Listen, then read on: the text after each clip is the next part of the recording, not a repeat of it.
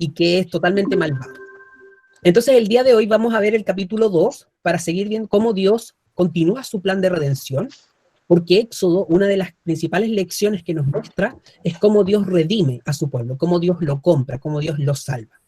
Vamos a comenzar entonces leyendo el capítulo 2, vamos a leer 3 versículos cada uno, parte por Fatou Lucy, y después viene la Tere. ¿Sí? ¿Ya? 3 versículos la Lucy y después 3 versículos la Tere. Ya.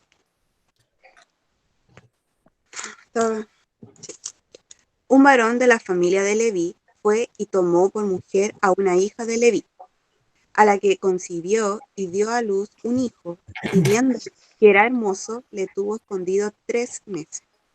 Pero no pudieron ocultarle más tiempo. Tomó una arquilla de junco y la calafateó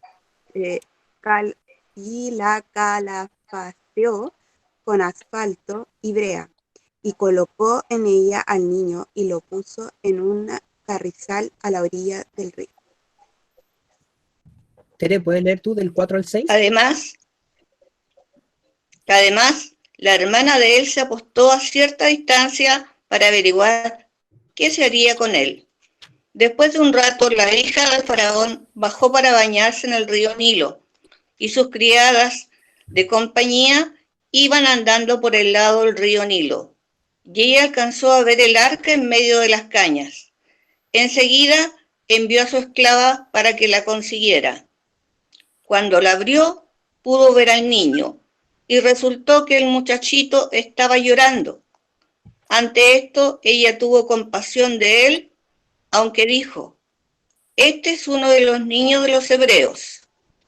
¿Puedes seguir tú, Mabel, por favor? Entonces su hermana dijo a la hija del faraón: ¿iré a llamarte una nodriza de las hebreas para que te críe este niño? Y la hija del faraón respondió: ve. Entonces fue la doncella y llamó a la madre del niño, a la cual dijo la hija del faraón: lleva a este niño y críamelo, y yo te lo pagaré. Y la mujer tomó al niño y lo crió. Vale, ¿puedes seguir tú la lectura? Hasta el 12. Ya. ¿Sí? Y cuando el niño creció, ella... ¿Sí? Y cuando el niño creció, ella lo trajo a la hija de Faraón, la cual lo prohijó, y le puso por nombre Moisés, diciendo: porque de las aguas lo saqué. En aquellos días sucedió que, crecido ya Moisés, salió a sus hermanos y los vio en sus duras tareas, y observó a un egipcio que golpeaba a uno de los hebreos, sus hermanos. Entonces miró a todas partes, y viendo que no aparecía nadie, mató al egipcio y lo escondió en la arena. Iván, ¿puedes seguir tú? Al día siguiente salió y vio a 2 hebreos que reñían. Entonces dijo al que maltrataba al otro: ¿por qué golpeas a tu prójimo? Y él respondió: ¿quién te ha puesto a ti por príncipe y juez sobre nosotros?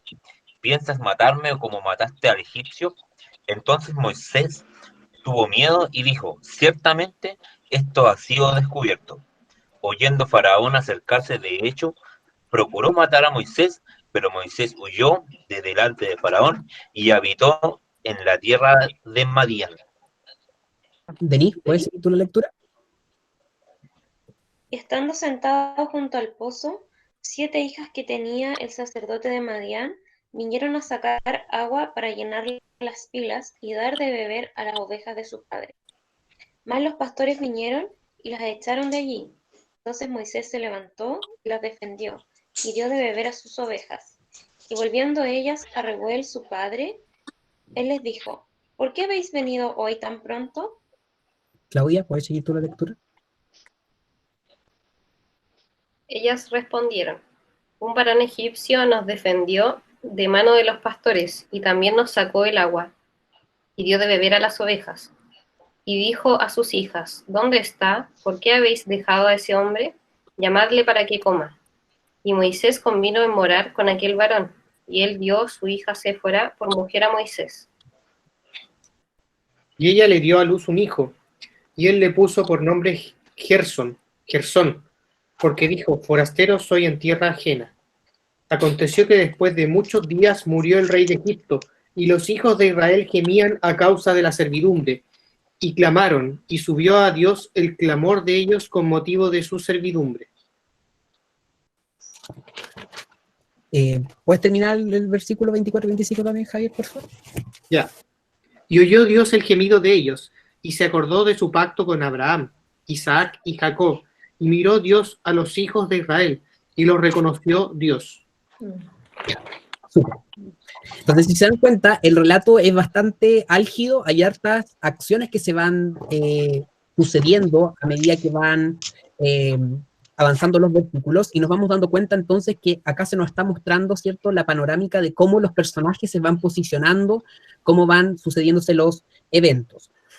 Lo primero entonces que tenemos que recordar es que los niños están amenazados de muerte, están siendo invadidas las casas de las mujeres hebreas y están siendo lanzados al río.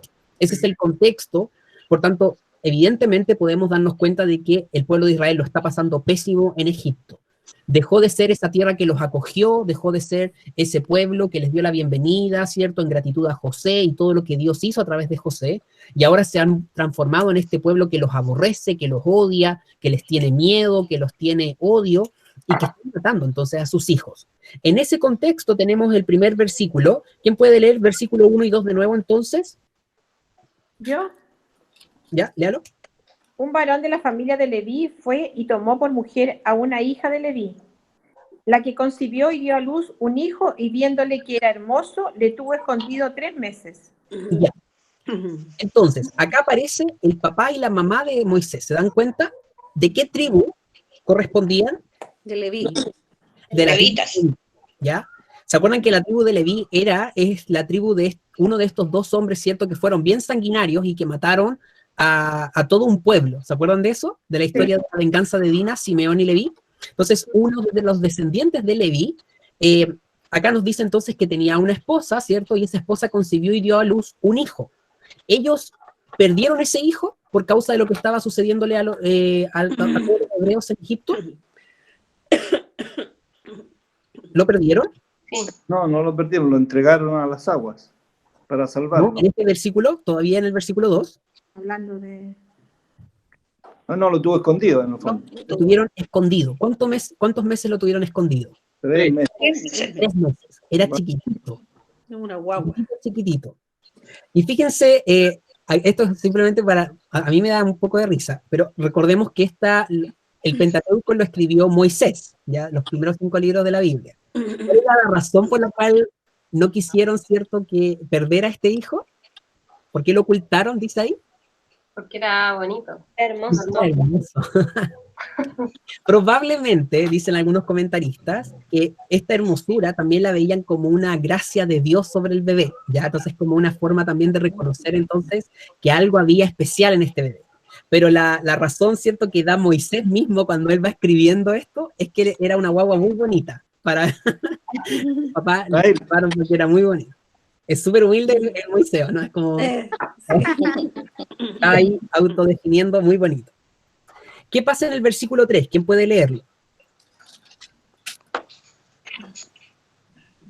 Pero no Yo lo leo. pudiendo, Ok, ya, sí. pero no Más pudiendo ocultarle más tiempo, tomó una arquilla de juncos y la calafateó con asfalto y brea, y colocó en ella al niño y lo puso en un carrizal a la orilla del río. Ya. ¿Qué pasó luego de esos 3 meses? ¿Qué dice acá la palabra? Ya no la No pudieron podía ocultar. la guagua. Exacto, no pudieron ocultarlo más. Y uno podría pensar, ¿cierto?, que al no poder ocultarlo más, iba a tener un plan, ¿cierto?, la mamá. Algo iba a hacer para evitar, ¿cierto?, que el bebé fuera muerto. Ahora, ¿cuál es el plan que piensa esta mujer? Porque fíjense bien, es como, no lo puedo ocultar, entonces voy a hacer algo, pero lo que hace es súper extraño. ¿Qué es lo que hace? Arma como un canastito, por decir, a mí se me ocurre así como era con juncos, pero así como de mimbre, por decir, armadito. Claro, sí. Y lo sella con brea y lo pone en el río para que vaya. Sí, po. Pero igual súper arriesgado porque, no sé, podría haber venido una bajada de agua y haber salido volando el Exacto. bebé. Sí, la arquilla, ¿cierto? Es como una arca chiquitita en el fondo. Eso es lo que está construyendo esta mujer. Y dice que la calafatea, y calafatearlo en el fondo es hacer la prueba de agua, es ponerle unos hilos para evitar que entre el agua y se abnegue entonces el... Pero si se dan cuenta, como bien dice la Marce, el plan tiene muchos defectos. O sea, evidentemente, por muy resistente que sea, ¿cierto? La canastita y que pueda mantenerse a flote, literalmente está poniendo un bebé de 3 meses en el agua solito, ¿ya? Entonces acá nosotros podemos ver un primer riesgo, por decirlo de alguna forma, en la vida de Moisés. Evidentemente, esto se trata de un plan divino, de preservar la vida de este niño a través de un milagro. Porque si bien la mamá ha hecho esta canasta, ¿cierto? Y ha puesto ahí el bebé solamente es capaz de vivir gracias a la misericordia de Dios. No hay otra forma, ¿cierto? No hay otra explicación. Un bebé literalmente puede morir de muchas cosas porque son totalmente indefensos, no van a nadar, ¿cierto? No va a sobrevivir en el agua. Entonces, aquí ya vemos cómo Dios ha apartado a este bebé y lo ha apartado para una obra específica. Y vamos a ver entonces cómo Dios se vale de un montón de acciones que podríamos denominar como bien irónicas o bien paradójicas frente a lo que le está pasando a todo el pueblo de Israel. ¿Quién puede leer el versículo 4, el 5 y el 6? Y una hermana suya se puso a lo lejos para ver lo que acontecía. Y la hija de Faraón descendió a lavarse al río. Y paseándose sus doncellas por la ribera del río, vio ella la arquilla en el carrizal, y envió una criada suya que lo tomase. Y cuando la abrió, vio el niño, y he aquí, el niño lloraba, y teniendo compasión de él, dijo: de los niños de los hebreos es este. Ya. ¿Qué pasa una vez entonces que la mamá de este bebé lanza a este bebé en su canastita por el río? ¿Qué es lo primero que nos dice el versículo 4? Que una hermana desde lo lejos miraba cómo sucedía la acción, pues, de haberlo dejado hacia dónde iba la canastita. Bien, ¿hermana de quién? Cuando dice hermana suya. De la mamá de Moisés, o sea, la tía de la guagua. ¿No? No, la hermana directa, ¿o no? Exacto, la hermana de la guagua. ¿En serio? Sí. Entonces acá tenemos el primer indicio que Moisés nació justo en este proceso donde los niños están siendo asesinados, pero aparentemente este matrimonio ya había tenido otros hijos. Entonces no es, cuando dice el versículo 1 que un varón tomó a una mujer si tuvieron un hijo, no está diciendo que esto sucedió ahora, sino que nos está dando el contexto. Pero es una familia que ya estaba conformada y que ya tenía hijos, ¿ya? Entonces es la hermana de Moisés la que va viendo lo que le va pasando a la guaguita, por decirlo de alguna manera, que va ahí por las aguas. ¿Qué dice entonces el versículo 5 y 6? ¿Qué pasa ahí? Un acontecimiento importante. La hija de Faraón lo vio al bebé, o sea, vio como el canastito. Exactamente. El canastito va, ¿cierto?, siguiendo la corriente y llega nada más y nada menos que donde a un poco a lo lejos se está bañando la hija de Faraón. No se está bañando una esposa de Potifar, ¿cierto?, de un militar o de alguien importante, sino que nada más y nada menos, ¿cierto?, que la hija del rey que está odiando en este momento a los hebreos y que está haciendo todo lo posible para exterminar a los hebreos. ¿Y qué pasa en el corazón de esta mujer? ¿Qué dice la Biblia en el versículo 6 que sucede en ella? Tuvo compasión. Sí, tuvo compasión. Tuvo compasión de ella. Segundo milagro. El primer milagro es que ha sobrevivido, ¿cierto?, a la corriente por obra de Dios, no se ha dado vuelta esta canastita, no se ha vuelto. Oye, me da risa porque dice que estaba llorando, entonces quizás por eso también es que lloraba mucho, quizás por eso lo echaron de la casa. Porque decía que ya no lo podían tener, entonces ya lloraba, ya no sabían dónde meterlo. Pensáis que es como una guagua llorando. Sí, yo creo que es porque ya era A lo mejor, sí, igual tiene sentido. Vamos a poner una guagua tranquilita, puede ser. Felipe, Pero yo creo que una guagua que va por el agua solita, yo creo que cualquiera llora, no sé. Sí, A pobrecito. mí me da pena, me da la sensación de que el pobre debe ir súper traumado, un poco.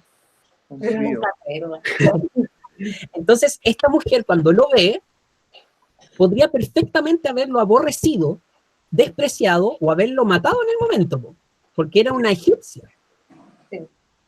Pero ¿qué dice ahí la palabra? Que ella tuvo compasión. Ahora, fíjense bien, ella dice, de los niños de los hebreos es este. ¿Cómo lo supo? porque iba en una carretera de río, pues se suponía que alguien había tratado de salvar. Ya, podría ser. ¿Por los rasgos, Felipe? Por los rasgos, también podría ser, pero era hermoso. La vestimenta. La vestimenta. Él lo conoció que era hebreo. Porque quizás llevaba una Sí. mantita hebrea, no sé. La camiseta de la selección de Israel. Probablemente el bebé debe haber estado circuncidado. ¿Ya? Entonces, Qué buen detalle. debe haber habido un distintivo físico quizás en Moisés, Claro. y probablemente eso lo haya delatado. Pero el punto es que ella tiene compasión sabiendo que es hebreo. ¿Se dan cuenta? Sí. Entonces, fíjense bien, ya. Los bebés hebreos están siendo asesinados sistemáticamente. Ya el gobierno de Faraón se ha vuelto totalmente malvado, opresivo. El pueblo de Israel está sufriendo una aflicción muy grande, porque imagínense todas las familias que perdieron hijos en este momento, que fueron asesinados brutalmente. En ese contexto, con todo esto sucediendo, este bebé se salva milagrosamente de entre las aguas, pero no se salva una vez al salir de las aguas, sino que se salva doblemente al hecho de haber sido salvado por la hija de Faraón, que tuvo misericordia y compasión de él. Entonces, este es el, como, entre comillas, sinsentido de Dios. Cuando Dios hace cosas que para nosotros son totalmente imposibles. Porque lo encontró la peor persona, entre comillas, que podría haberlo encontrado. Es como que fue a parar a las manos de los enemigos. ¿Entiende? Pero en vez de que los enemigos actuaran en contra de él, la enemiga, ¿cierto? Dice que tiene compasión de él. Y probablemente esta compasión tiene que haberse notado. ¿Cómo nosotros notamos un gesto de compasión en alguien? Por su cara, quizás. Sí, muy bien. Quizás ella lo tomó y lo Lo apañó. Lo ¿cierto? Lo apapachó probablemente. Claro, porque ¿saben qué? El versículo 7 nos da pistas de que la hermana de Moisés, ¿cierto? La hermana de este bebé, lo ve a lo lejos y ella sabe interpretar que esta mujer tuvo compasión de él. Entonces, probablemente cuando ella recogió el bebé, tiene que haber tenido ese instinto, ¿cierto?, de hacerle cariño, a lo mejor lo contuvo, lo hizo callar. Entonces, eso le dio como una pista a la hermana, y por eso pasa lo del versículo 7, que él lo puede leer. Entonces su hermana dijo a la hija de Faraón, ¿iré a llamarte una nodriza de las hebreas para que te críe este niño? ¿Se dan cuenta? Entonces, la hermana de Moisés, que ya estaba viendo esto que estaba pasando, tiene que haber interpretado este gesto de misericordia, ¿cierto?, de compasión de la hija de Faraón, y se atrevió a darle esta idea, esta pregunta, finalmente es una idea. Oye, Felipe, dígame. Pero entonces el canastito fue una distancia corta entonces. No lo sabemos, no dice la Biblia cuánto recorrió el canastito. Pero si la hermana lo estaba viendo. No, la hermana de Faraón. Perdón, pensé que estaba hablando de la hermana de Moisés. Sí, pues la hermana de Moisés era la que estaba mirando. Sí, es la hermana de Moisés, sí. Ha sido un trayecto corto. Pero entonces se refiere a que la hermana de Moisés le dijo a la hija de Faraón. Exacto. Entonces pudieron haber estado muy cerca. No sé, porque probablemente la fue siguiendo por la orilla, no sé, yo visualizo así la historia, no sé si a lo mejor, claro, efectivamente la canastita navegó, no sé, a lo mejor 1 metro, pero acá lo que nos dice entonces que finalmente el trayecto lo hace y la hermana de este bebé va viendo lo que le acontece, y cuando la hija de Faraón sostiene a este bebé o lo saca de la canastita, la hermana de este bebé le da esta idea entonces, y le dice si ella le va a llamar una nodriza. ¿Qué es una nodriza? Oye, Felipe, pero Dígame. entonces significa que la hermana de Moisés era sirvienta, era doncella de la hija del faraón. ¿No? Claro. No significa eso. Pero ¿cómo una persona extraña? O sea, yo me imagino, estoy poniéndome en el caso, ¿cómo una persona extraña se iba a acercar a ella y le dice, oye, voy a buscar entonces, no sé, ¿cómo le dice acá? Una nodriza. Una nodriza. Pero también puede ser la hermana también puede ser la hermana de la Pucha, estamos hablando todos juntos, no entiende nada. Ya, sí, yo tengo una pregunta a Ceci. Es curioso, sí, pero se responde solo ¿por qué? Porque nos damos cuenta entonces que finalmente la hermana de este bebé llama a su propia madre para que lo críe. Sí. ¿Ya? Entonces, ella dice, ¿te traigo una nodriza para que críe este hijo? Fíjense bien, o sea, ya es un milagro que la hija de Faraón no haya querido matar al niño. Pero ahora sucede otra cosa más, que es como milagro sobre milagro. Le dice, oye, te traigo una nodriza para que te lo críe. ¿Y qué le dice ¿cómo se llama la hija de Faraón en el versículo 8? Que sí, que traiga una nodriza. ¿Y a quién llamó esa niña? A la mamá del mismo bebé. O sea, fíjense bien, la madre de este bebé lo entrega a las aguas como una forma, ¿cierto?, ya de saber que no puede salvarlo, es como que lo entrega, ¿cierto?, ya, que se salve de alguna forma, cae en las manos de la enemiga, o la hija del enemigo, del mismo Faraón, de nada más y nada menos que el mismo Faraón, y luego ella le dice, bueno, tráeme a alguien que lo críe, y va y buscan a la mamá, entonces le devuelven el bebé a la mamá. Claro. Para que lo críe. Ya esto es absolutamente milagroso. Sí, es como impensado, ya ni siquiera es como hay una posibilidad de que sea cierto, es como una probabilidad, la probabilidad yo creo que es ínfima. Sí. Cuando regresa con la nodriza, ¿qué dice el versículo 9 y versículo 10? A la cual dijo la hija de Faraón, lleva a este niño y críamelo y yo te lo pagaré. Y la mujer tomó al niño y lo crió. Y cuando el niño creció, ella lo trajo a la hija de Faraón, la cual lo prohijó, y le puso por nombre Moisés, diciendo, porque de las aguas lo saqué. Ya. De acá tenemos entonces el último dato respecto de esto. ¿Qué hizo la hija de Faraón con este bebé entonces? Lo mandó a criar con su propia madre sin saberlo. Claro. Sin saberlo. Y dijo, y te voy a pagar por hacerlo. Sí. O sea, imagínense, ya es como la máxima bendición, es como esta mujer que ha entregado a su hijo porque está pasando el momento de aflicción. Este hijo es un hijo que debería estar muerto por muchas razones, debería estar muerto por Faraón, debería estar muerto por las aguas, debería estar muerto por la hija de Faraón. Ha sido, ¿cierto?, salvado de manera consecutiva, milagrosa, y ahora es entregado a esta madre, es salvado, ¿cierto?, de todas estas muertes seguras, es entregado a esta madre, y esta madre, además de recibir el privilegio, ¿cierto?, de criar a su propio hijo, de que le sea devuelto, además es pagada por la hija de Faraón para que lo cuide, para que ella lo amamante, para que ella lo despierte, ¿cierto?, y le dé una formación. Entonces, si se dan cuenta, ya acá tenemos la construcción del personaje de Moisés.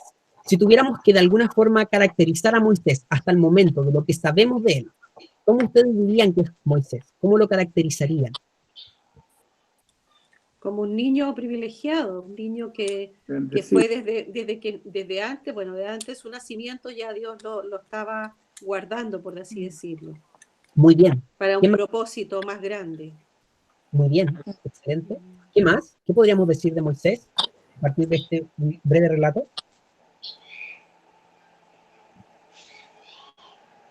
Que era un milagro en realidad él, era un milagro por todo lo que se había dado en su vida, porque a pesar de ser un bebé, pasó por esa situación de que su madre tuvo que entregarlo, y a la vez, como dices tú, fue un milagro que justamente la mamá lo criara.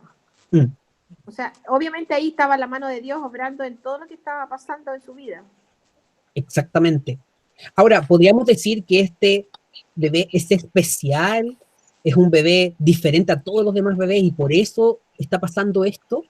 No, es solo porque tenía un propósito para él, nada más. Exactamente. Y creo que es importante que siempre reflexionemos en torno a esto.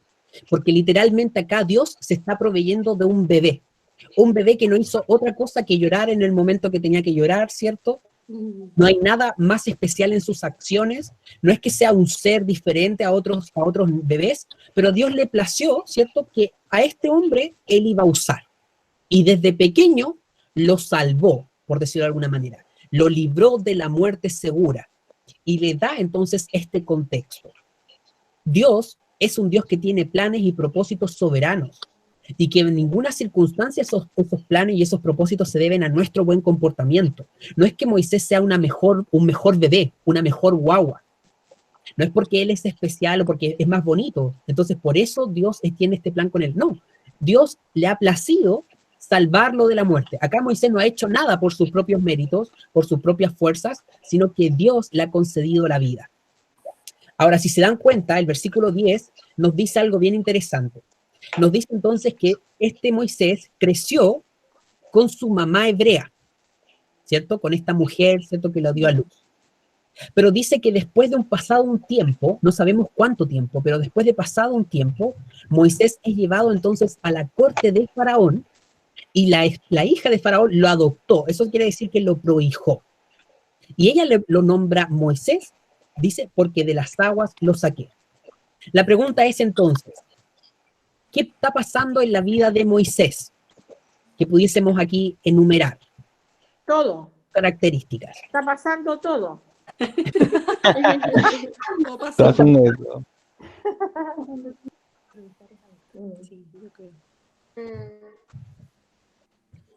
Bueno, yo creo que lo primero es que fue salvado de la muerte. Muy bien. Salvado de la muerte. Fue adoptado como hijo casi del rey, por decirlo, del faraón, ¿verdad? Exactamente. O sea, miremos cómo Dios obra sus planes y propósitos santos y soberanos, casi riéndose de las voluntades humanas. ¿Ya? ¿Qué es lo que quería el rey de Egipto en el capítulo 1, que lo dijimos en el repaso? Matar a los niños hebreos. ¿Y Dios dónde ha puesto a Moisés? En su propia casa. En su propia casa. O sea, este hombre que tenía todo el poder de Egipto, que era un hombre poderoso, que era casi un semidios para ellos, un hombre, ¿cierto?, que sostenía el poder de un imperio poderosísimo en ese momento, es burlado, por decirlo de alguna manera, ¿cierto?, por Dios. Y Dios hace nada más y nada menos que este bebé entonces crezca con una herencia fuerte hebrea. Y luego es adoptado como hijo de la princesa de Egipto, es decir, como hijo de la hija del faraón. Es como un nieto de faraón, un hebreo. De los que estaban matando, de los que estaban muriendo ahogados en el río, Dios lo lleva al palacio de faraón. Entonces, esto es entre estas cosas que nosotros podríamos como ver que Dios se ríe de los planes humanos, cómo Dios frustra los planes humanos. Y acá estamos viendo entonces la soberanía de Dios también. Porque nuestro Dios soberano no solamente es soberano porque Él gobierna las cosas, sino que porque Él es capaz de hacer las cosas que para nosotros son imposibles. Esas cosas que nosotros vemos como incapaces para nosotros, esas situaciones que para nosotros escapan totalmente de nuestro control, para Dios ni siquiera son difíciles, ni siquiera son un reto. Entonces Dios no solamente salva a este niño, sino que de manera totalmente paradójica lo lleva a estar viviendo en la cueva del enemigo, en la casa del enemigo, con la crème de Egipto, el hebreo, el desechado, el hebreo que estaba en peligro de muerte. Entonces acá vemos cómo Dios está obrando. Sí, porque lo raro es que los mismos egipcios lo aceptan así, sabiendo que es hijo de hebreo. Exacto. Porque si la hija se dio cuenta, con mayor razón los demás. Exacto. Y no lo rechaza y no hace nada en contra de él. Porque Dios dice, y ella tuvo compasión. Probablemente Dios puso esta compasión en el corazón de esta mujer. Entonces aquí vemos cómo Dios es soberano. Pero también es soberano en la historia de Moisés, porque es una historia muy curiosa. Este hombre, nosotros vamos a ver cómo Dios lo usa grandemente más adelante, pero aquí nos vamos dando cuenta cómo su vida fue una suerte como, entre comillas, ¿cierto?, de eventos sumamente casuales, pero acá nosotros vemos que no hay casualidad detrás de eso, sino que es la mano soberana de Dios obrando, enseñando, mostrando. Entonces ya tenemos que Moisés es un hombre muy bendecido por Dios, que ha sido salvado de la muerte, pero también ha sido educado por una madre hebrea, y ahora ha sido adoptado por una madre egipcia. Entonces, todas estas cosas vamos a ver que van a tener sentido, porque no son detalles porque sí, sino que van a tener sentido. Versículo 11. ¿Quién lo puede leer, por favor?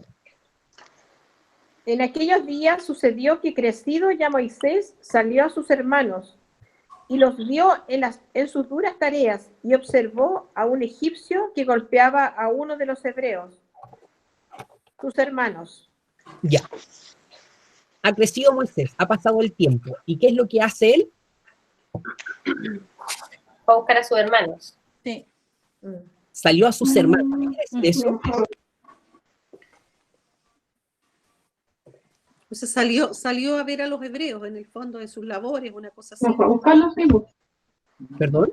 ¿O sería sus hermanos literalmente? No creo. No, hermanos egipcios. Ah, ya. Hebreos. Así. Como que fue el encuentro de ellos. Claro. ¿Qué significará esto? Que él sale a ver a sus hermanos. Que él se preocupaba, yo creo, de su pueblo igual. En el corazón él sabía que él era hebreo. Y debe haber tenido amor por su pueblo, por la gente, para ver cómo estaban tratándolos. No sé, me imagino que es como cuando uno va a otro lugar y uno dice, me encontré un chileno, y como que uno se siente hermano, ¿verdad? Pero esto es diferente, pero es como eso. Yo me imagino que él estaba preocupado de los hebreos. Muy bien. Ahora, ¿por qué él se iba a sentir identificado con los hebreos? ¿Por qué se iba a sentir Sabía que identificado con era los hebreos? hebreo, o sea, que sabía que era, que como lo crió su mamá, seguramente la mamá le dijo. Exactamente. O sea, acá nos damos cuenta de que el peso de su crianza ejerce una influencia muy grande, porque él se va a vivir con Faraón y con la hija de Faraón, pero dice que pasa el tiempo y que él sale a sus hermanos los hebreos.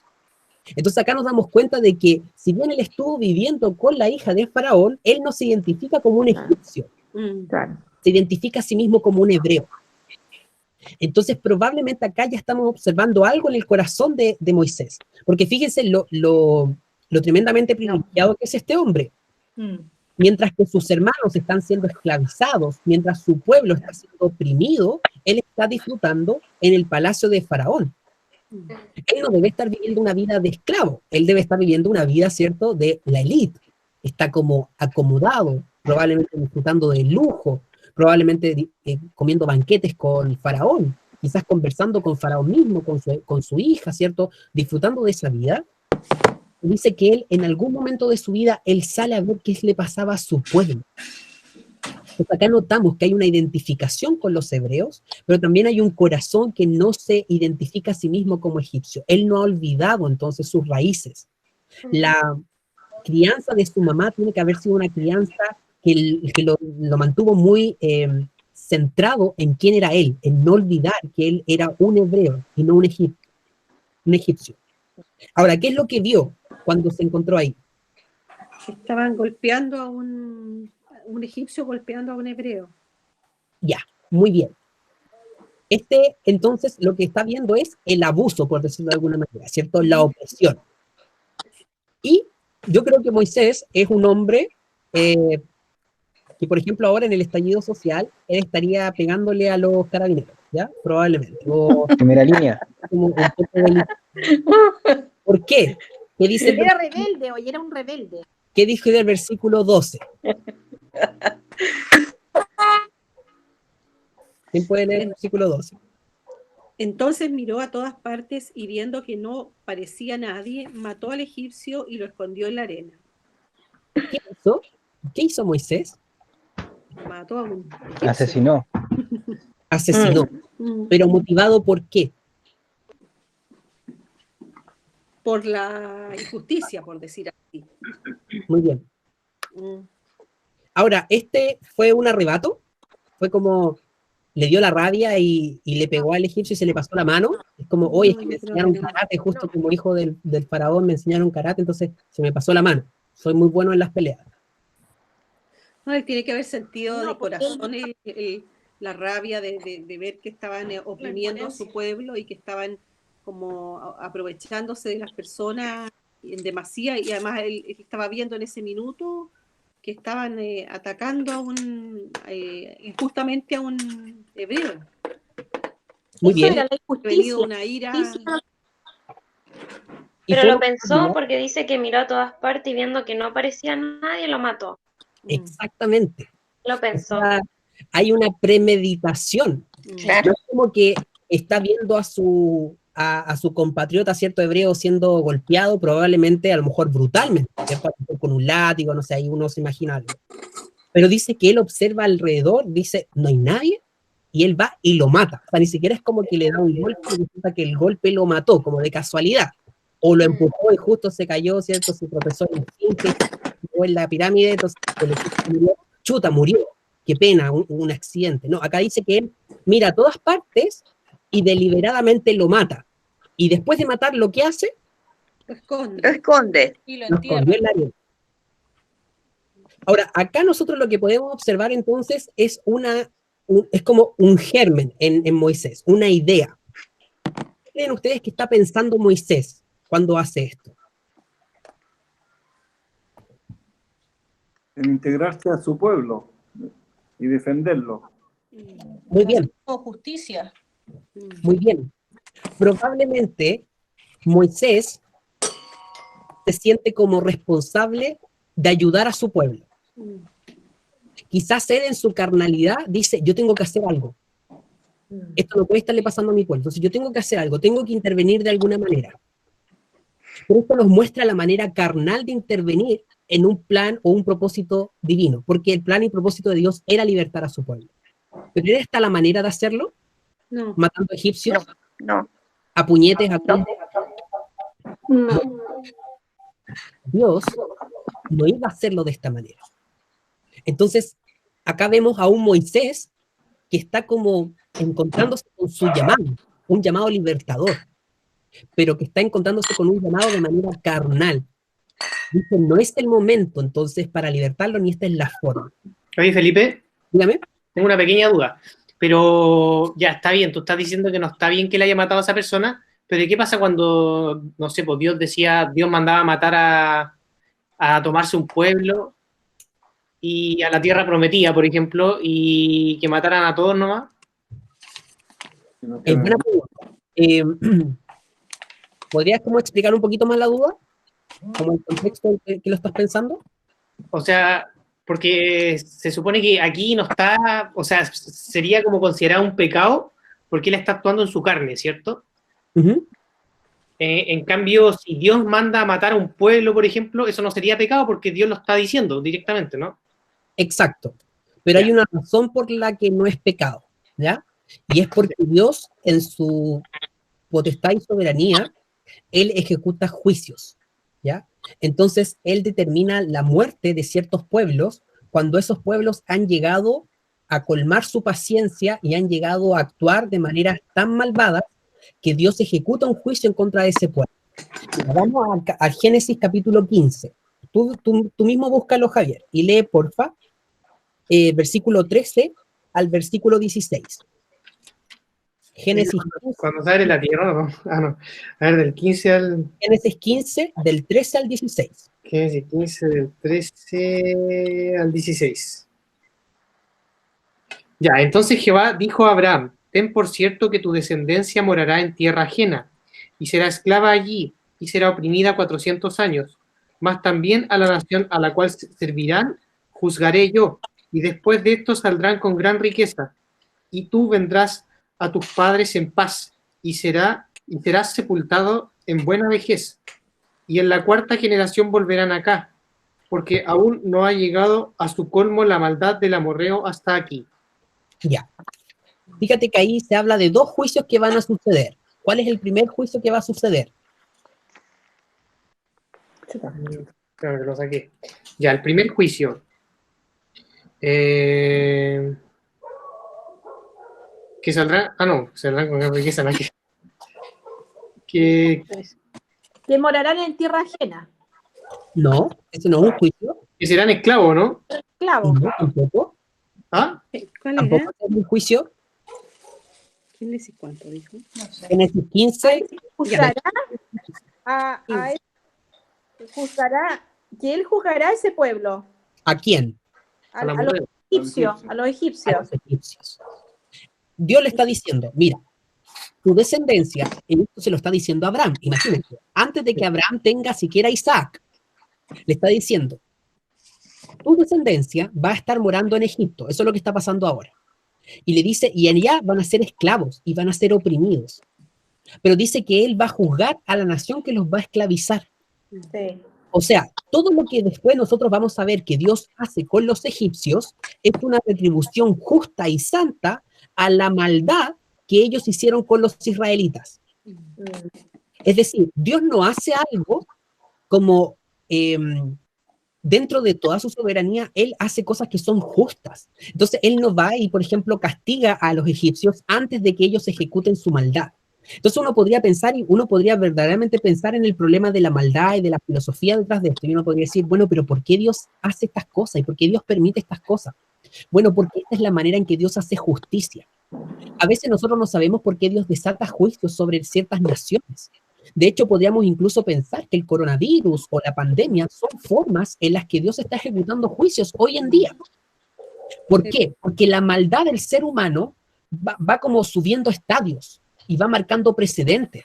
Y Dios, que no se puede negar a sí mismo, va ejecutando juicios de acuerdo y en conformidad con la maldad del ser humano. Entonces, cuando uno lee las plagas, uno dice, chuta, el Señor se fue al chancho, pues, ¿cómo le va a mandar ranas, le va a hacer sangre, le va a dar tumores, les va a traer moscas, le va a matar el ganado y después les va a matar a todos los primogénitos? O sea, el Dios es un sádico. Uno podría pensar eso. Pero fíjense que Dios ha permitido que estos hombres, que los egipcios, fueran pecando progresivamente y fueran dañando a su pueblo. Y que ellos incluso fueran genocidas con este pueblo, lo oprimieran, los agobiaran con trabajos, con castigos físicos, pero también que mataran a sus hijos. Pero esta maldad no pasa inadvertida para Dios. ¿Y qué dice Dios? Yo los voy a juzgar. Entonces, las plagas de Egipto son juicio de Dios contra la maldad de este pueblo. Ya, ese es el primer juicio. Pero ¿cuál es el segundo juicio que dice ahí en Génesis 15? Versículo 16. Que él volverá de nuevo a su pueblo, a su tierra, y que será sepultado en buena vejez. No, el 16. No, dice que no, que porque aún no ha llegado a su colmo la maldad del amorreo hasta aquí. Ya, ¿de quién está hablando ahí? Del amorreo. No, Ya, ¿quién es el amorreo? Sí. De otro pueblo. ¿Qué pueblo? Sí, Amorra, no sé cómo se llama. La tierra de Canaán. ¿Ah? Los amorreos vivían en Canaán. Canaán. Ya, entonces, el pueblo de Israel, a él le correspondía la tierra de Canaán, pero la tierra de Canaán estaba habitada por otro pueblo. Sí. Los amorreos, los cananeos, los fereceos, los heveos, que son como un grupo, que son como una familia, ¿ya? Entonces, fíjate lo que Dios le dice a Abraham. Dios le dice, mira, Abraham, tú vas a tomar posesión de esta tierra, tu descendencia va a venir a vivir acá, pero no todavía, porque ellos todavía no han hecho todo el mal que van a hacer. Eso le está diciendo Dios. Sí. Entonces Dios sabe que estos pueblos son malos y estos pueblos están pecando, pero Dios los va a aguantar 400 años de su maldad. 400 años en los que estos hombres iban a pecar, estos pueblos iban a hacer lo malo, y Dios, cuando trajera al pueblo de Israel a tomar posesión de esta tierra, y como tú bien decías, los mandara a exterminar a estos pueblos, lo está haciendo en retribución a su maldad. ¿Se entiende? Sí, igual es llamativo porque, por ejemplo, en el caso de las plagas, actúa Dios mismo haciendo las plagas. Pero, por ejemplo, en el caso de cuando los israelitas se toman la tierra prometida, ahí no, pues ahí utiliza a las mismas personas para ir a matar a los... Exacto. Y vamos a ver entonces que Dios tiene todas estas facultades para usar a su propio pueblo como un instrumento de juicio en contra de estas naciones. Es lo mismo que sucede más adelante en la historia cuando Él dice que el pueblo de Israel ha pecado y el pueblo ya es un reino. Entonces Él dice, yo voy a traer al rey de Persia y los voy a traer para que los destruyan a ustedes, como disciplina en contra de ustedes. Dios usa otro rey que es impío para disciplinar a su pueblo Israel. Entonces, esta es la forma de actuar, pero no es que Dios actúa de manera como precipitada o impulsiva. Imagínense lo que es esperar 400 años de puras maldades de parte de un pueblo. ¿Ya? Porque de repente uno dice Señor, y esto es súper interesante, es como parte de lo que podemos hablar el día de hoy. No sé si ustedes han visto las noticias, ¿cierto? Pero uno de repente ve la injusticia, ¿ya? Actualmente nosotros vemos las noticias y vemos que el ser humano es como que está cebado, ¿ya? Es como que perdió todo norte, perdió toda cordura. Hoy vemos, ¿cierto?, el aborto predicándose y ya es como que ojalá, casi como que matar a un bebé en el vientre de su madre es lo más lógico. Y si tú estás a favor de la vida, tú eres un ridículo, porque ¿cómo vas a pensar que ese bebé es una persona? Eso ya es nuestra sociedad contemporánea. Pero imagínense cuando yo he estado investigando lo que pasa con los niños, tráfico de niños, la venta de niños, los abusos sexuales, trata de personas, la venta de drogas, todo lo que nosotros observamos a nuestro alrededor es maldad. Y uno de repente dice, ¿y dónde está Dios en todo esto? ¿Por qué Dios permite todo esto? ¿Por qué Dios permite toda esta maldad, toda esta iniquidad? ¿Por qué Dios no interviene? ¿Dios no hace algo? La verdad es que Dios sí va a intervenir. Y lo que Dios va a hacer es esperar a que la maldad del ser humano llegue hasta un cierto momento. Y cuando sea el tiempo de Dios, Él va a ejecutar juicio. Y ese juicio va a ser justo. Ahora, si nosotros pensamos que somos los últimos, ¿cierto? Y esto es antes del juicio final, usted ha leído Apocalipsis, ustedes saben lo que dice Apocalipsis. ¿Cómo se viene la mano en el juicio final? ¡Ah! Terrible. Terrible. Para que venga un juicio final tan terrible, Dios va a permitir que el ser humano llegue a niveles de maldad igual de terribles, que se hagan merecedores de ese juicio. Entonces, los últimos días no solo van a ser terribles porque va a venir un juicio terrible, sino que va a ser terrible porque la maldad va a ser tal que se va a hacer necesario ese juicio de parte de Dios. Sí, claro. ¿Entiende? Entonces, lo que Dios hace es como esperar pacientemente la maldad del ser humano y la soporta, pero en ningún caso Dios se le escapa. No es que Dios esté distraído, no es que Dios esté en otra y el ser humano hace lo que quiere. No, Dios espera pacientemente, pero Él tiene su juicio. Y cuando el ser humano cumpla la cuota, Dios va a derramar su juicio de manera íntegra. Y terrible va a ser. Tanto que Apocalipsis dice que los ricos de este mundo, que los poderosos de este mundo van a decirle a los montes, cáiganos encima, porque viene la ira del Hijo. Va a ser angustiante, va a ser terrible. Pero es porque Dios es un Dios bueno y santo. Y nuestras acciones, la Biblia nos dice, son siembras que nosotros vamos haciendo y que luego cosechamos. Entonces, para resumir la pregunta del Javier, no es que Dios de repente sea malo y diga, oye, vayan y exterminen a este pueblo, y por eso es como que Dios se salta la regla de repente. No. El exterminio de los pueblos amorreos, cananeos, los que estaban morando en esa tierra, eran pueblos sumamente malvados. Y Dios entonces ejecutó juicio en contra de ellos. Distinto a, acá vemos una acción impulsiva de Moisés, no guiada por el Espíritu Santo. Acá Dios no le está diciendo a Moisés, oye, anda tú y mata a este hombre y tú liberta a este pueblo. No. Esto lo tiene que enviar Dios. Entonces no es lo mismo este asesinato que comete Moisés que cuando Dios ejecuta juicio, inclusive a través de sus hijos. ¿Se entendió, Javi? Sí. Perfecto. Sí. Ya, buenísimo. Versículo 13 y 14. ¿Quién puede leerlo?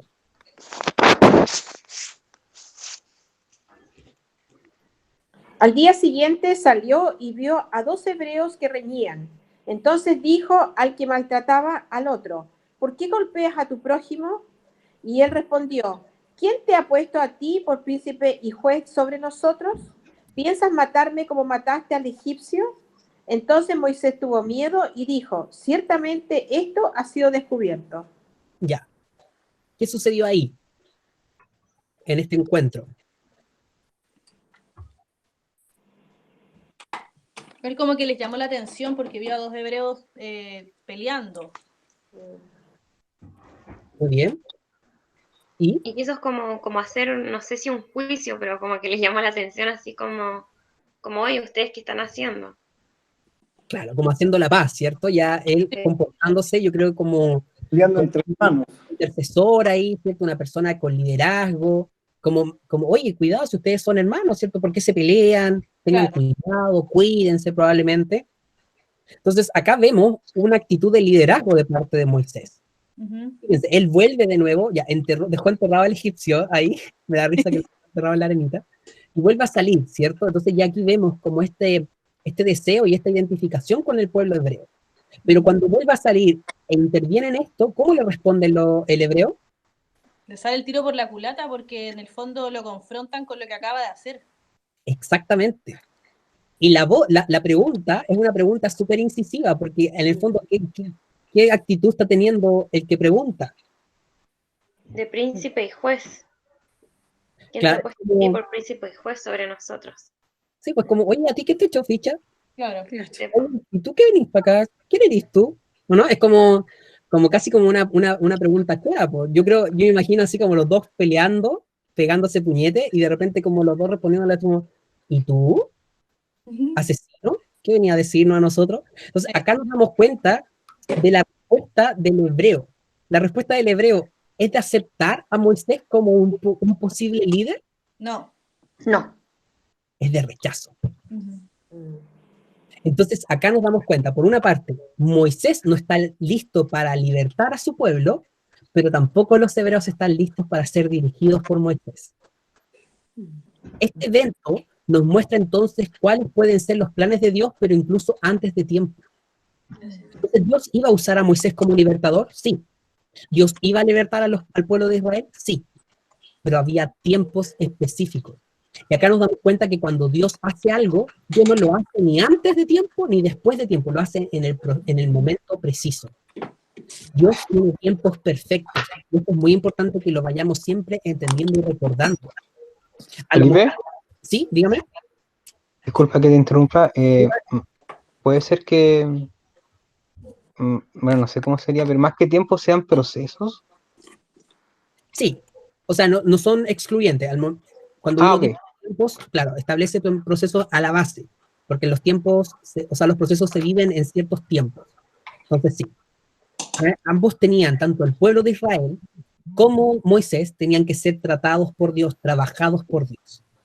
A lo mejor Moisés, siendo hebreo, habiendo sido llevado a la corte del faraón, a lo mejor teniendo esta crianza distinta, ¿cierto? Esta doble militancia, esta doble ciudadanía casi, siendo hebreo, pero siendo también criado por los egipcios, quizás él sentía que tenía la posibilidad de ayudar a su pueblo. Quizás se sentía, ¿cierto?, en esa posición de privilegio, de liderazgo. Quizás él tenía las ganas, pero no era en sus tiempos. El trato de Dios va a comenzar recién con la vida de Moisés. Un bebé que ha sido milagrosamente salvado y un hombre que ha vivido una vida de instrucción en Egipto y que ha tenido quizás los mejores deleites de Egipto y también la mejor educación, necesita ser trabajado por el poder de Dios. Moisés necesita pasar la escuela de Dios. Y el liderazgo de Moisés necesita ser entrenado no por el mundo, sino que por Dios mismo. Y Dios se va a tomar su tiempo con este varón. Se va a tomar su tiempo con este hombre. ¿Qué dice el versículo 15? Oyendo Faraón acerca de este hecho, procuró matar a Moisés. Pero Moisés huyó de delante de Faraón y habitó en la tierra de Madián. Ya. ¿Qué pasó entonces ahí? Llegó a oídos del faraón que Moisés había asesinado a un egipcio y quiso matarlo. Faraón se le fue todo, ¿cierto?, el cariño que tenía la hija por él, ¿cierto? Faraón es bien drástico, ¿no? Entonces, Sí. de inmediato, ¿cierto?, que se muera ese hebreo. Matar. Entonces, ¿qué hace Moisés? Huye. Sí, huye.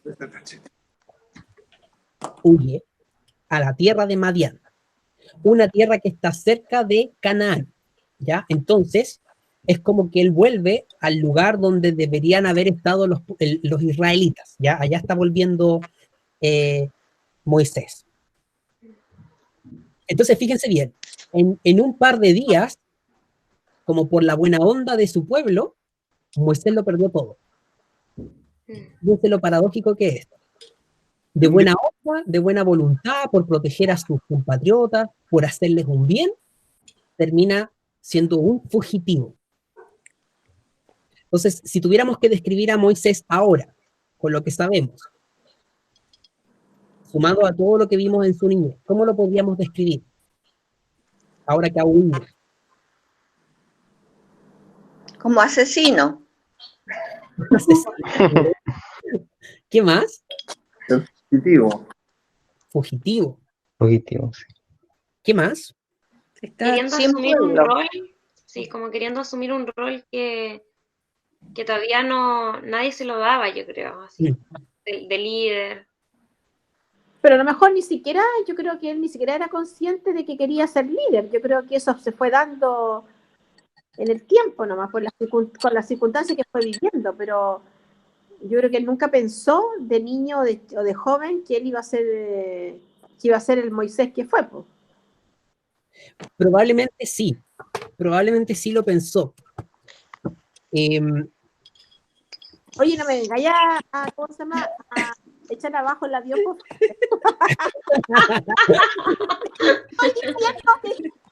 Te estoy diciendo que eso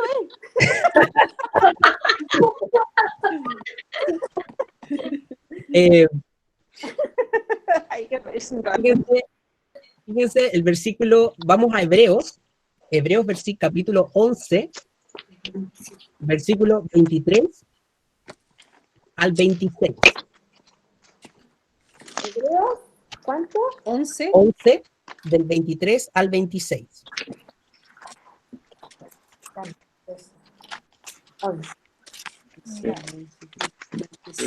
Ya. Ya, listo. ¿Quién lo lee? ¿Lo leo yo? Ya, pues. Por la fe, Moisés, cuando nació, fue escondido por sus padres por 3 meses, porque le vieron niño hermoso y no temieron el decreto del rey. Por la fe, Moisés, hecho ya grande, rehusó llamarse hijo de la hija de Faraón, escogiendo antes ser maltratado con el pueblo de Dios que gozar de los deleites temporales del pecado, teniendo por mayores riquezas el vituperio de Cristo que los tesoros de los egipcios, porque tenía puesta la mirada en el galardón. Ya. ¿Qué nos dice Hebreos sobre Moisés? Qué buena. ¿No? Súper buena. Interesante el análisis del corazón de Moisés, porque dice que hecho ya grande, ¿qué hizo él?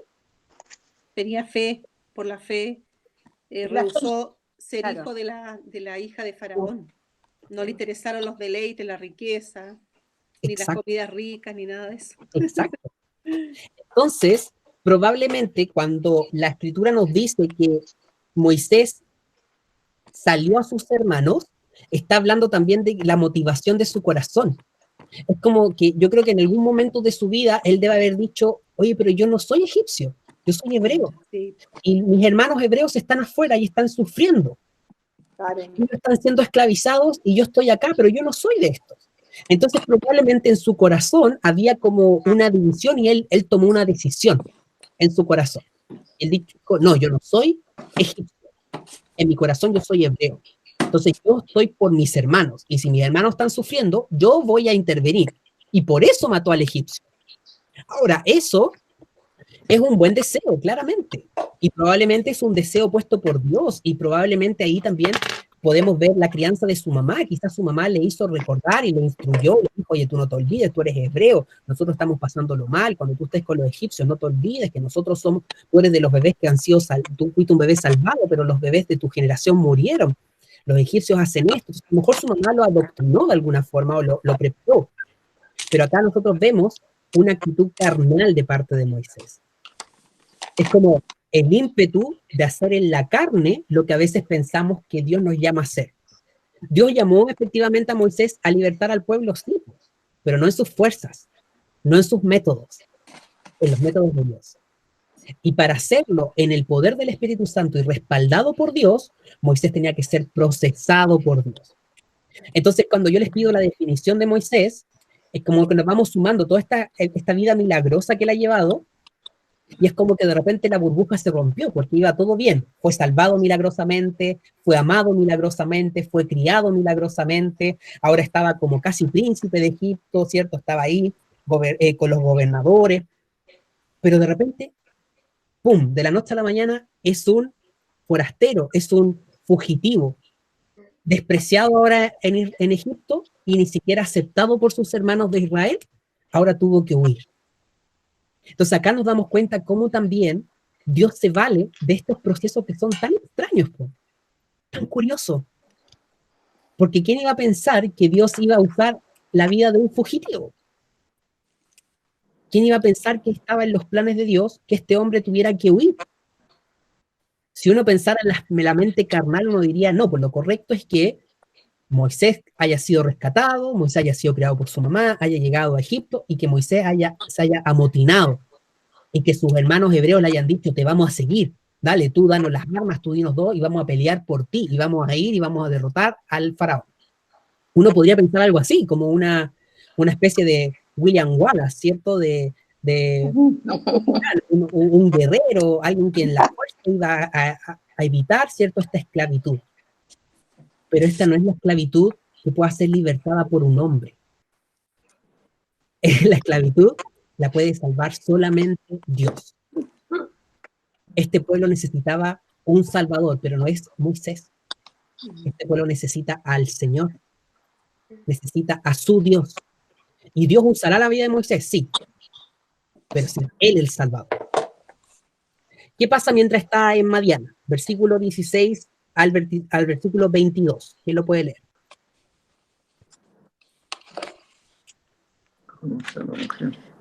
Y estando sentado junto al pozo, 7 hijas que tenía el sacerdote de Madián vinieron a sacar agua para llenar las pilas y dar de beber a las ovejas de su padre.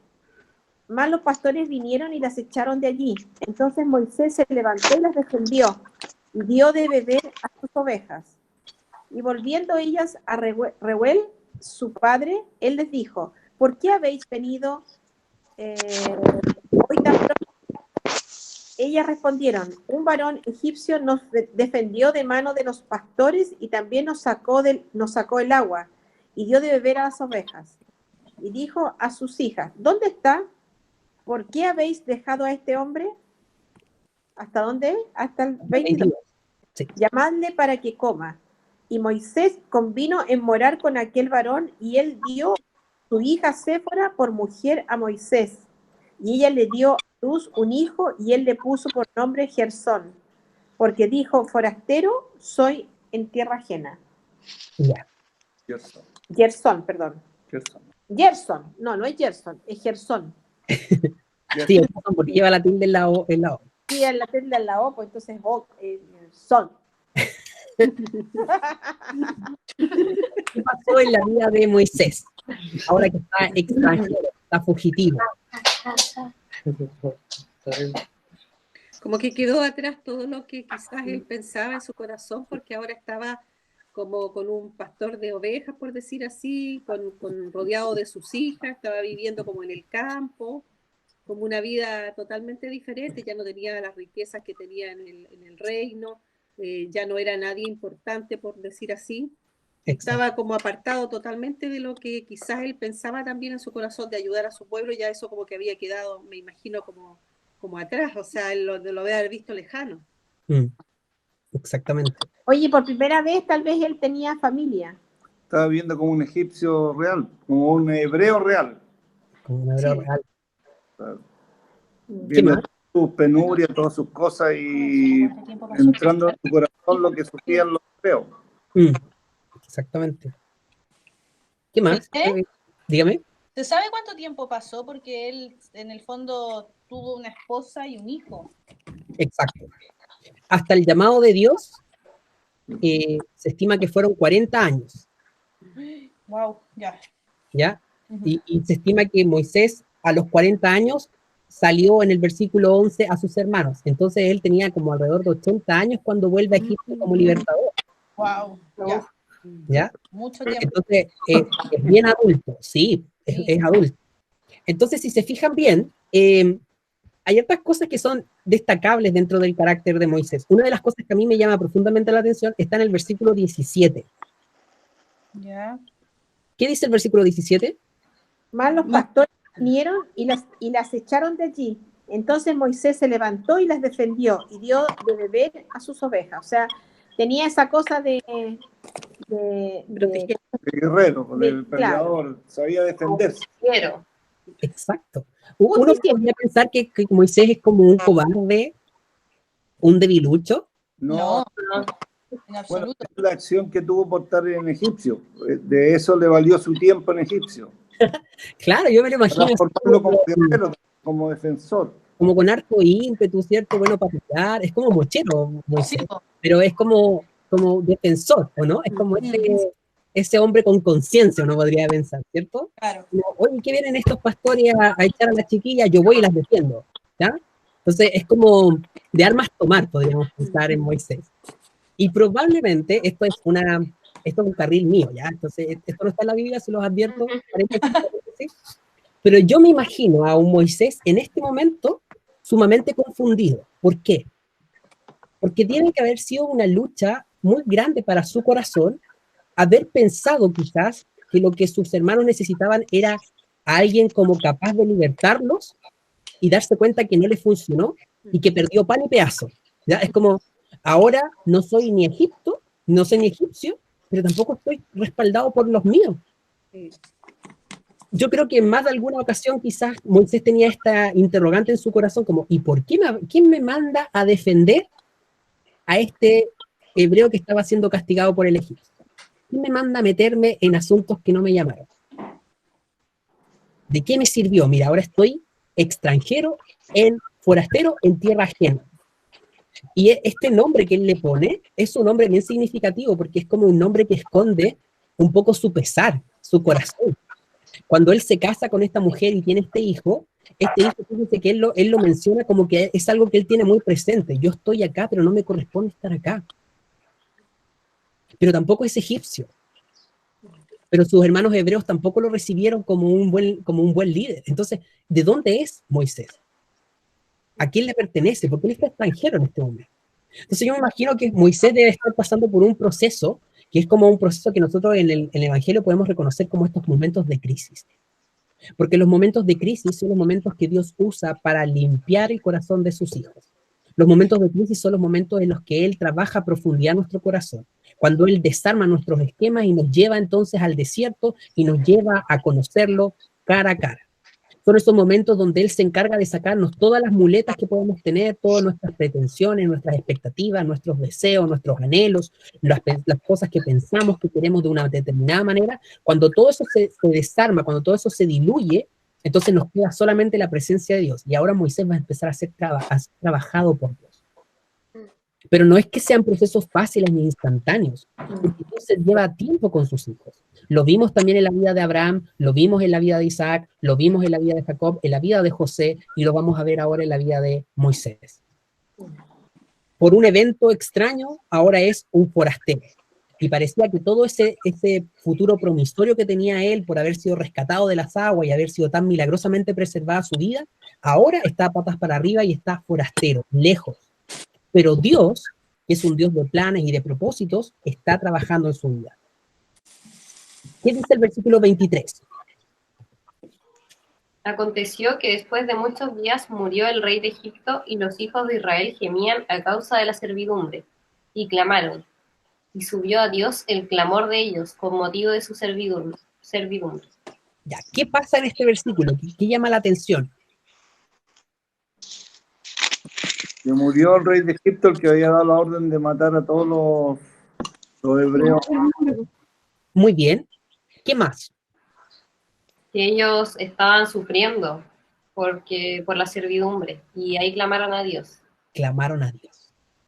O sea, en algún momento la servidumbre se hizo tan terrible que los llevó a tener un corazón que se dispuso a clamar a Dios. Es raro porque no había pasado antes. Vienen sufriendo hace rato y vienen, ¿cierto?, siendo oprimidos hace rato, pero ahora recién clamaron. Entonces, aquí vemos cómo la aflicción, el dolor, la angustia también es un instrumento en las manos del Señor. ¿Para qué? Para ablandar nuestro corazón. Porque este es el pueblo de Dios. Y Dios está interesado en este pueblo. Y Dios ama a este pueblo. Dios empeñó su palabra hace mucho tiempo atrás a su padre Abraham, a su hijo Isaac, a su hijo Jacob. Pero ahora recién este pueblo está pidiendo auxilio a Dios. ¿Qué dice el versículo 24? Perdón. No, dele nomás.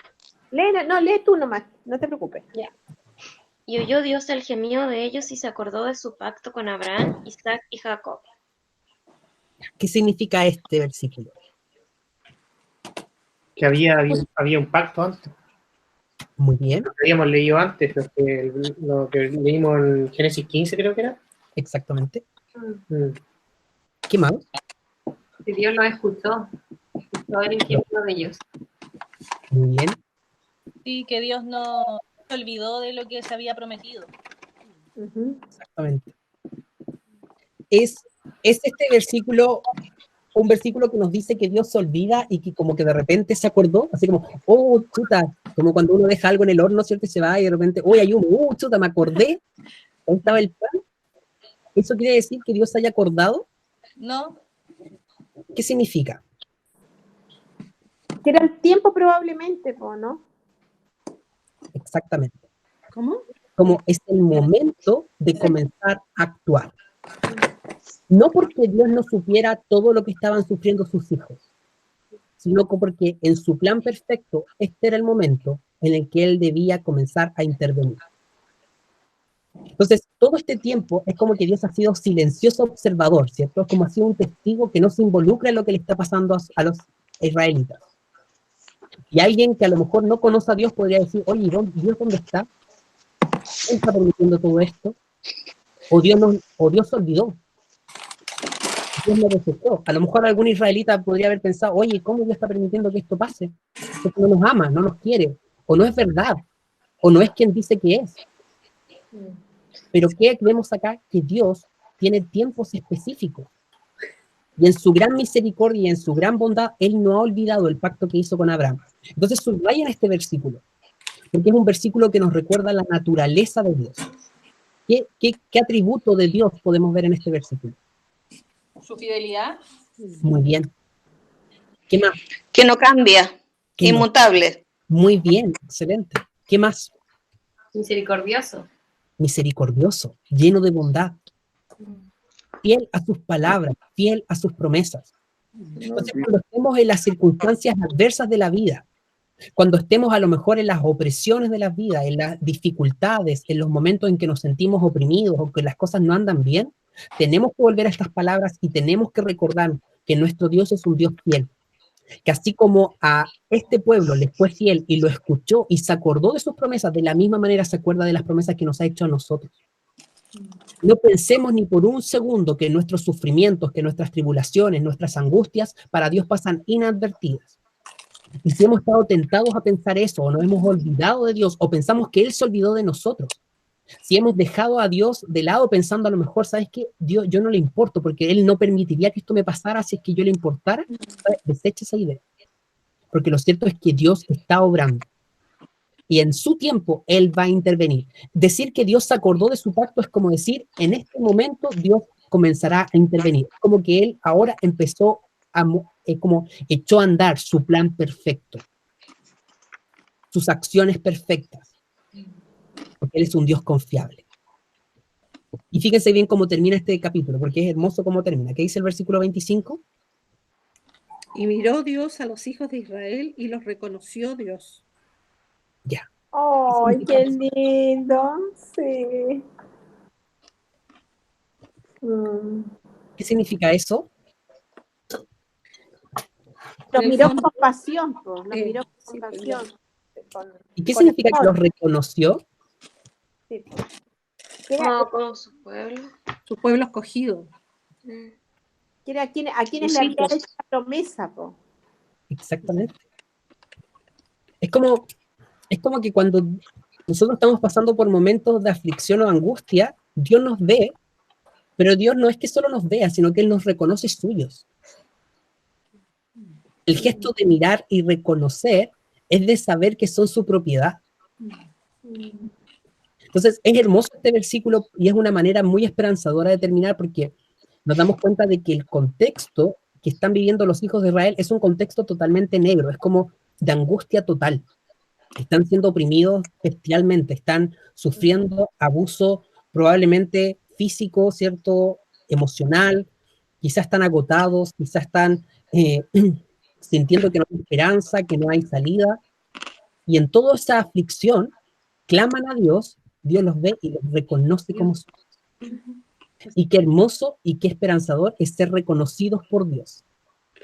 Qué hermoso es poder mirar a lo alto sabiendo que estamos ahogados en angustia, pero que el Dios soberano, Rey de Reyes, Señor de Señores, nos mira y nos reconoce como suyos. Qué esperanza más hermosa saber que nosotros le pertenecemos y que nuestro Dios amado nos ama de verdad y que se involucra con nosotros. Vamos a quedar hasta acá. Quisiera escuchar sus comentarios, sus opiniones o reflexiones en torno a lo que estudiamos el día de hoy. Felipe, interesante eso que dijiste, no sé cómo fue, crisis, dijiste otra cosa más. ¿Crisis? ¿Sí? Que, no, o sea, no sé, dije como un concepto. Sí, un concepto que hablaste de que en momentos de crisis, cuando,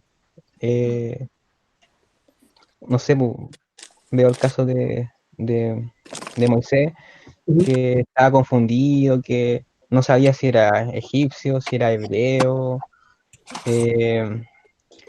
estaba perdiendo lo que tenía, no sé, momentos difíciles personalmente para él, un momento muy, muy delicado. Y ahí es donde el Señor empieza a obrar, en esos momentos que son muy personalmente difíciles, ya donde uno quizás puede estar confundido, no sabe lo que quiere, no sabe para dónde va, tiene cierta idea de esto otro, y se crea una confusión interna potente. Quizás así se encontraba Moisés, pero en esos momentos es donde Dios empieza a hablar con él y empieza como el proceso, empieza a trabajar con él, y eso igual se puede aplicar a nuestras vidas en esos momentos quizás para nosotros difíciles de confusión, saber que quizás Dios está trabajando con nosotros, algo quiere con nosotros. Entonces igual nos podemos ver reflejados de cierta forma en la historia de Moisés. Exactamente, super Alan. De hecho, creo que con todos nosotros Dios va a hacer cosas así.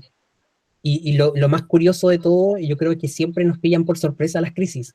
Es como que sabemos que vienen, pero igual no las esperamos. Entonces es como se genera algo muy raro. Entonces es como sabemos que vamos a tener aflicción, pero igual cuando la aflicción viene nos duele de todas maneras y nos afectamos y todo. Pero debemos tener confianza certera, como dice Romanos 8:28.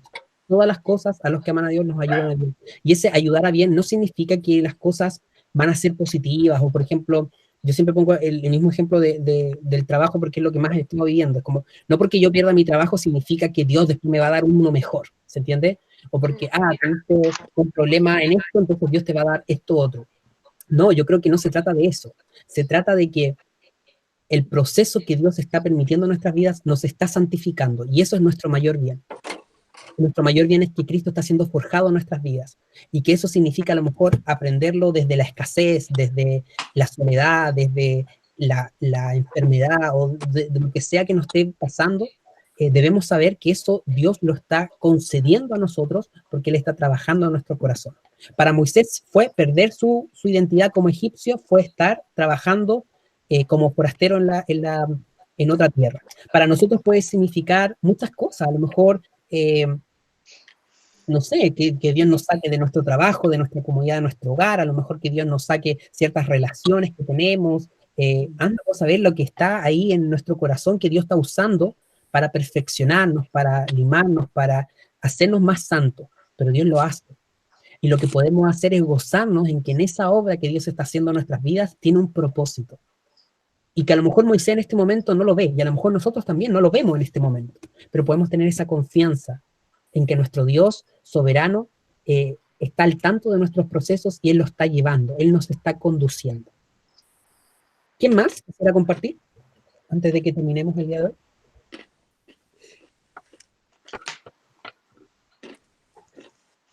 Pucha, yo siempre hablo así mejor no me hablan. ¿Vieron?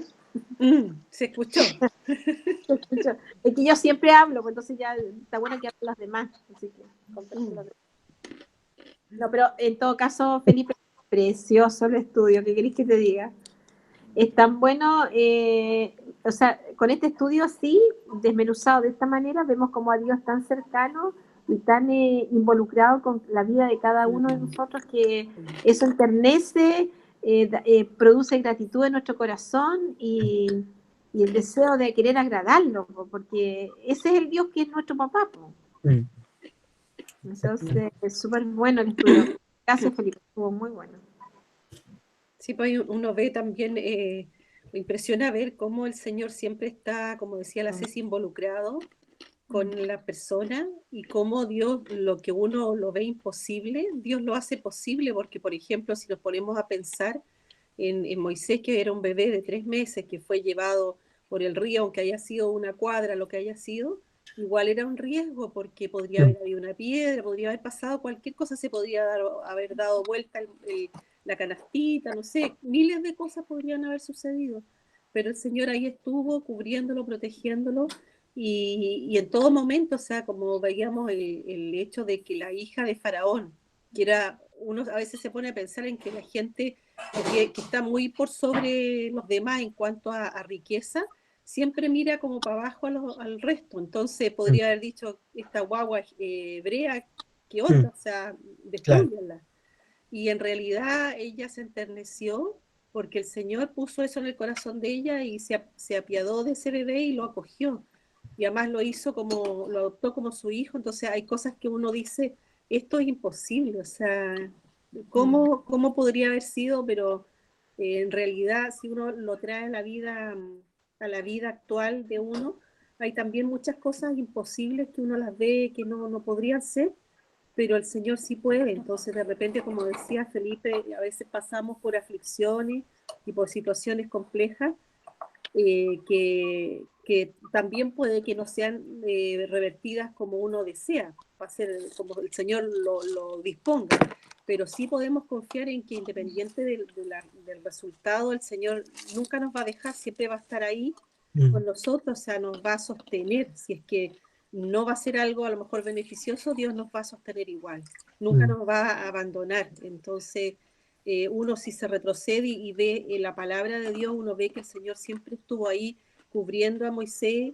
y también él pasó por situaciones donde quedó descolocado, que muchas veces uno dice, pero ¿qué onda? ¿Qué está pasando?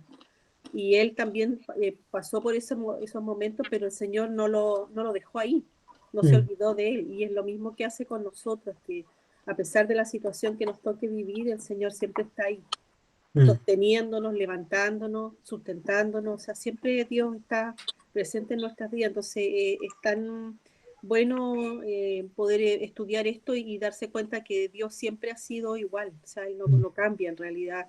Han pasado, no sé, por miles de años y Dios es el mismo siempre. Y Dios no nos va a fallar, o sea, nunca nos va a fallar en realidad. Amén. Es mi hermana, oye. Y recordemos que Moisés era un asesino.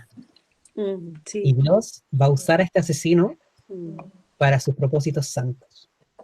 Si usó a un asesino, a un mentiroso, a un vanaglorioso, ¿cómo no nos va a usar a nosotros también? Sí.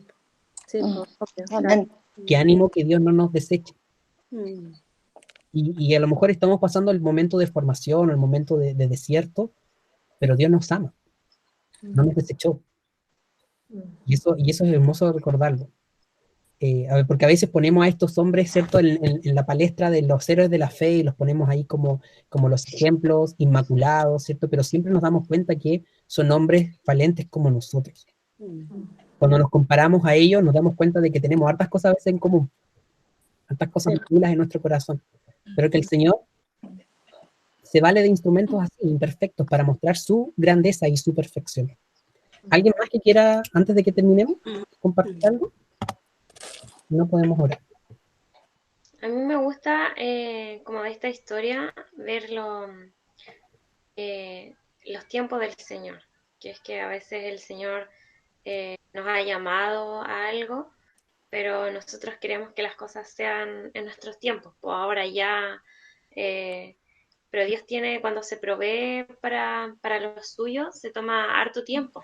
Lo vemos, por ejemplo, en la vida de Moisés, que se tomó 40 años, más o menos estuvo en el desierto, y después recién de ese tiempo lo llamó y lo usó. O sea, Moisés ya era súper viejo, y lo mismo pasó con David también. Con David también lo ungió rey, pero antes de que realmente David llegara al trono pasaron como 20 años. Entonces, todo ese tiempo es un tiempo es la escuela personal que Dios tiene con nosotros, de enseñarnos, de tratar nuestro carácter y todo. Yo creo que eso es lo que me recuerda esta historia. Es como recordar que los tiempos del Señor no son nuestros tiempos, pero que Él igual se encarga de hacer sus propósitos. Exacto. Esperar nomás y seguir confiando en el Señor. Bien, ¿les parece que oremos al Señor para terminar? Vamos a darle gracias a Dios por su palabra. Señor, te queremos agradecer en esta tarde por tu misericordia, por tu amor. Queremos darte la gloria, Señor, y pedir que tu nombre sea santificado en nuestro medio. Gracias por amarnos como lo haces, por mostrarnos tu grandeza, tu poder y también tu carácter, Señor. Cuando vemos tu palabra, observamos cómo tú te desenvuelves con tus hijos, cómo tú gobiernas sobre todo. Te damos la gloria porque tú eres Dios soberano sobre los corazones de las personas, sobre los corazones de los gobernantes. Tú eres quien pone reyes, quien saca reyes. Tú eres quien conoce la historia incluso antes de que pase. Tú sostienes el tiempo en tus manos. Te damos gracias, Señor, porque a veces vivimos nosotros con la conciencia de que el mañana es desconocido para nosotros y eso nos trae muchas veces ansiedad, o muchas veces nos trae tristeza, o muchas veces nos trae frustración, Señor. Vivimos esta vida y a veces pensamos que lo que nos está pasando es obra de la casualidad o simplemente del pecado de otros, y muchas veces fallamos en ver que tú sigues siendo soberano, incluso en las situaciones en las que nosotros sentimos que perdimos el control. Por eso en esta hora te queremos glorificar, Señor, porque tu palabra nos recuerda una vez más que tú no eres como nosotros, que tú eres Dios todopoderoso, y que en las cosas en que nosotros somos débiles, tú eres fuerte, y en las cosas en que nosotros no podemos obrar, tú, Señor, lo haces sin ningún tipo de obstáculo. Por eso, gracias, Dios. Gracias por recordarnos hoy que tú eres ese Dios fiel a sus promesas. Pasaron muchísimos años, Señor, cientos de años, entre que tú le hablaste a Abraham y se está concretando esta palabra que acabamos de leer hoy día. Pero tú te mantuviste fiel a tus promesas. Tú dijiste que ibas a acordarte, ibas a sacar a este pueblo de la esclavitud, y tú lo estás haciendo, Señor. Y lo hiciste. Y por eso te damos gracias, porque a lo mejor en nuestras vidas han pasado los meses, quizás los años, y a lo mejor vemos que tus promesas no se cumplen, o vemos, Señor, que hay cosas que todavía no pasan, y estamos quizás ansiosos o angustiados, o quizás ya nos dimos por vencidos y pensamos que ya tú simplemente nos olvidaste. Pero hoy tú una vez más nos vuelves a recordar que tú no eres como nosotros, que nos olvidamos de nuestras palabras o que mentimos, sino que tú eres Dios verdadero, fiel a tus promesas y que tú las cumples. Por eso el día de hoy te damos las gracias, porque si algo tu palabra nos enseña es quién eres tú, y eso nos da esperanza. Esperanza, Señor, de que tú estás trabajando en nuestras vidas. Yo te quiero pedir por cada uno de mis hermanos y hermanas que ha escuchado este mensaje el día de hoy, que podamos recordar, Señor, todos los días de nuestra vida que tú nos amas con amor eterno y que tú no nos desechaste, Señor. Que así como tú no desechaste a Moisés, que era un asesino impulsivo, un hombre que a lo mejor era de armas tomar y que en este momento quería hacer las cosas en su carne, tú también nos has llamado a nosotros, con todos nuestros defectos, con todas nuestras maldades, con todas nuestras iniquidades, con todas nuestras transgresiones y también con todas aquellas dudas quizás y defectos en nuestro interior. Tú, Señor, estás puliendo a Cristo en nuestras vidas y te encargarás, Señor, de cumplir tu obra. Gracias. Gracias por no desecharnos, gracias por no darte por vencido con nosotros. Y gracias por acompañarnos en los momentos buenos, en los momentos agradables y también en esos desiertos de nuestras vidas. Gracias porque has estado con nosotros. Te bendecimos, te alabamos, te glorificamos. Y yo te pido, Señor, que en lo que resta de la semana, cuando vengan esos pensamientos de duda, cuando vengan esos pensamientos de soledad, cuando vengan pensamientos, Señor, de de duda respecto a ti, Señor, y de tu plan y propósito, esta palabra nos recuerde que tú miraste a tu pueblo y lo reconociste. De la misma manera, tú nos miras a nosotros y nos reconoces. Tú nos amas, Señor. Y te damos gracias por ese amor porque es incondicional, es inmerecido y es eterno. Te glorificamos, Señor, te alabamos y te damos muchas gracias. En el nombre de Jesús. Amén. Amén. Amén. Amén, hermanos y hermanas. Amén. Un gustazo escucharlos, verlos. Gracias a ti. Bienvenidos a las personas que se añadieron hoy día. Un abrazo grande a la Denise, a la Delia, creo que es, ¿o no? ¿Sí? A la Delia. Pero la Delia, no sé si está todavía la Delia. Está ahí. Creo que está ahí, pero está con otro nombre. Ahora está con José Núñez Vivanco, pero él... Pues. Y bien, Entonces nos está muy vemos callada esta niñita. el jueves, si Dios quiere, para continuar con el estudio de Efesios. ¿Ya? Así que eso, amigos. Estén bien, cuídense mucho. Gracias. Gracias, Pipe. Igualmente. Chao. Bendiciones. Chao, bendiciones.